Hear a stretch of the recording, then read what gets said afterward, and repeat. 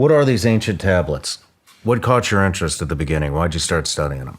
Well, I had an experience when I was younger as a kid, which is, I'll cut the story short, but I had an experience in my backyard. I lived near a private airport, and I used to watch the airplanes go over my house.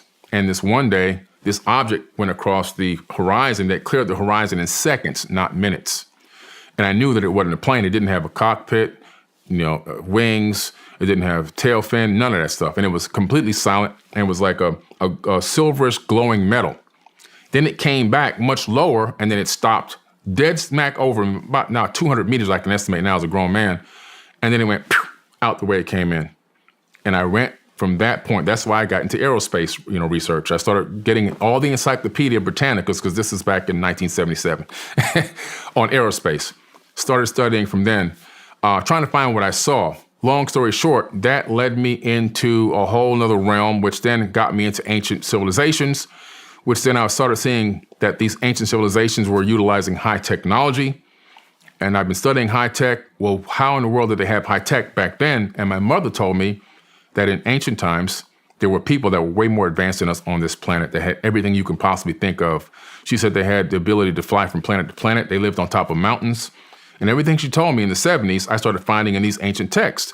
So the texts are the Enuma Elish and the Seven Tablets of Creation, the Atrahasis epic, the Code of Hammurabi, the Epic of Gilgamesh, which is the full and true story of Noah's Ark. Noah is actually Zuzudra from the Sumerian tales. Later, his name was converted into Noah. And then you have there's so many tablets. I mean, there's just so many incredible tablets that are out there. And also some of these are like from the Mahabharata, the Bhagavad Gita, the Indian Vedas, which is a vast amount of wisdom and knowledge right there. The Mahabharata itself is a 10-book set that's all been translated already. And there's just so many other tablets that exist that you can get your hands on, and they're all translated. They've been translated since the 1800s. People think this Zecharia Sitchin was the only person that can translate tablets, and now he's dead, and he made it all up. No, he used existing translations, and he even gives you his sources in the back of all his books. He didn't translate anything. You can go to the UCLA CDLI Online Cuneiform Digital Library, say that fast 4 times, and you can drop virtual tablets into the translator and read them for yourself. No kidding. Yes. So everyone can read these tablets. You don't have to be a special expert like Billy Carson. Now everyone can read what's on these tablets and make up their own educated decision on what they believe happened in the ancient past. And what did happen, now with hundreds of authors writing about them, including myself, at some point in the ancient past, a race of people seemed to have landed on this planet and began to develop this planet as a breakaway civilization, and at some point engaged mankind. See, they didn't create us. We were already here.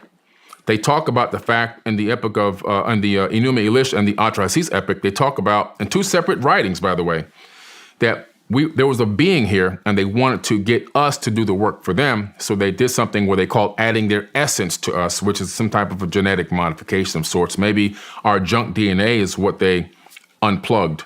But whatever it was, we ended up going to work for these people, and they found the first gold mine in exactly where it says on the tablets at Adam's Calendar in South Africa, and it's been dated now to 200,000 years old. Right when the tablet said the first gold mine happened, and people started working under the tutelage of these people. So it's pretty interesting stuff. And so these tablets, they pretty much encompass a lot of religious books, Quran, the Bible, a lot of Buddhist beliefs, pretty much almost every religion that exists. A lot of the roots come from these ancient tablets. Even the whole creation of our solar system is in the Enuma Elish and the 7 Tablets of Creation, which matches perfectly to astrophysics books at universities. Think about that. We're talking about text that goes back tens of thousands of years. How can they be accurate down to the science? Talking about orbits, gravitational pulls, planets being captured by gravitational fields in the beginning stages of the creation of the solar system, because of the gravity being captured and thrown towards our sun and colliding with other planets, creating debris. I mean, the whole thing is right there, and you can almost watch a National Geographic Discovery, series on it, and they'll tell you the same exact thing. It's all based on real science. They talk about orbits changing and shifting, how Neptune and Saturn shifted orbits, which is they teach you that in astrophysics in college. How did they know this? So all this knowledge is in these ancient tablets. And so I go to them because they're as close to the truth as we're possibly gonna get. Like, if you want to get as close to the truth, you're not going to get to the truth, because still somebody wrote them. But man, there's so much information in there that matches up with real science, which is what I wrote in my book. It's like, it's crazy how accurate it is. And that's why I go to the tablets first, because everything else to me is newer, and that's as ancient as you can get. I mean, the Emerald tablets are 36,000 years old, and that's like one of the oldest accounts of the Great Flood in history. It opens up talking about the flood, and how the temples were coming up out of the mud, and people were coming out of the caves, and that the hairy barbarians were there. In other words, they were at a high level of civilization prior to this flood, and so many generations had gone by, they had turned back into just basically, hunter-gatherers almost again. And Thoth talks about his father sending him there, and he gets in a ship and flies up into the sky until the earth disappears. And when he gets to the place appointed, he descends down on the land of Chem. That's Egypt before it was called Egypt. And he tells the people there that he's going to help them rebuild civilization. Rebuild, which means there already was a high-level golden age probably before this great flood. So these texts, man, they're just incredible. They have so much information in them. It's well worth taking a look at. Yeah, definitely. Hey everyone, this is Billy Carson, aka Forbidden Knowledge. I want to tell you about an amazing online academy that I created in order to help people become the best version of themselves.